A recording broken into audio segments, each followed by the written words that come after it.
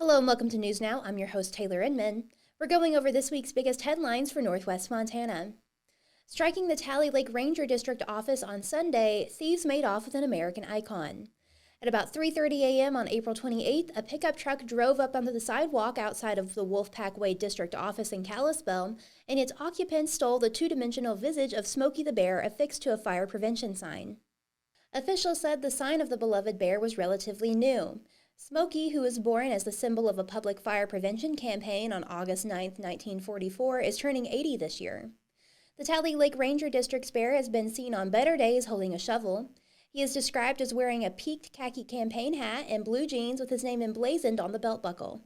If Smokey is not returned, his replacement will cost the district and taxpayers, officials said, an estimated $3,500. The Forest Service is asking the public for help regarding Smokey the Bear's whereabouts. Any information can be given to the Tally Lake Ranger District at 406-758-5204.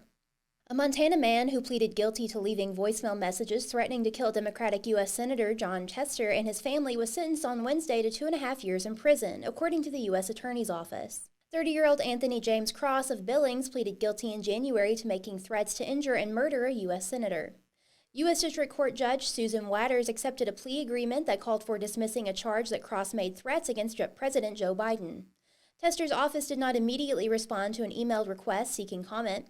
His office has declined to comment on previous stories about the case. Threats against public officials in the U.S. have been steadily climbing in recent years, including against members of Congress and their spouses, election workers, and local elected officials. Another Montana man, Kevin Patrick Smith of Kalispell, was sentenced to 2.5 years in prison in August of 2023 for threatening to kill Tester in voicemails left at the senator's office in Kalispell. Vandals struck the Boys and Girls Club and the Ruis Wrestling Academy in Columbia Falls over the weekend, doing thousands of dollars in damage. They broke windows and cameras and stole weights from the weight room, as well as several fire extinguishers.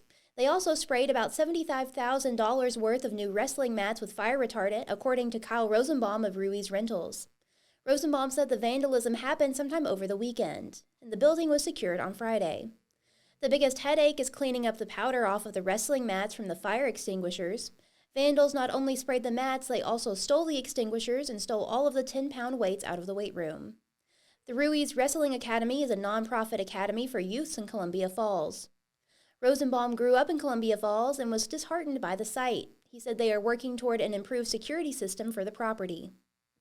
Owner Mick Ruiz is planning to donate the property to a nonprofit that will in turn rent it back to the Boys and Girls Club for $1 a year. There's also a hope to put a daycare in the lower level of the former school. Contractors have begun renovating the floors for the Boys and Girls Club, which have already moved into the building. The vandalism was reported to the Columbia Falls Police. Anyone with leads is asked to call them at 406-892-3235. Habitat Humanity of the Flathead Valley wants to build more homes more quickly, but to do that, it will need to substantially increase its number of volunteers. The nonprofit's goal is to increase the number of houses built from 3 to more than 10. A key source of volunteers for the organization all over the United States is a group of volunteers called caravanners. The volunteers travel from one Habitat home build site to the next in their own RVs at their own expense. Most caravanners are retirees with extensive construction experience. They usually stay for a couple of weeks at a local Habitat construction site and dramatically increase the rate at which the homes are built. The increasing cost of campsites in the Flathead Valley have made it difficult for traveling volunteers to stop here, so in response, Habitat Flathead is installing RV hookups in the yard behind its Kalispell Restore to accommodate. More than half of the spots have already been reserved for this summer. To find out more about volunteering or making a donation, visit habitatflathead.org. Thanks for joining us. News Now is a podcast from the Daily Interlake. We're proud to be the largest independent newsroom in Montana and the oldest paper in the Valley. Consider becoming a subscriber to support our work. Call Circulation at 406-755-7018 or go to the subscribe tab in the top right corner of our website. And if you haven't already, subscribe to our YouTube channel to never miss an episode of the pod. Everybody stay safe and have a great week.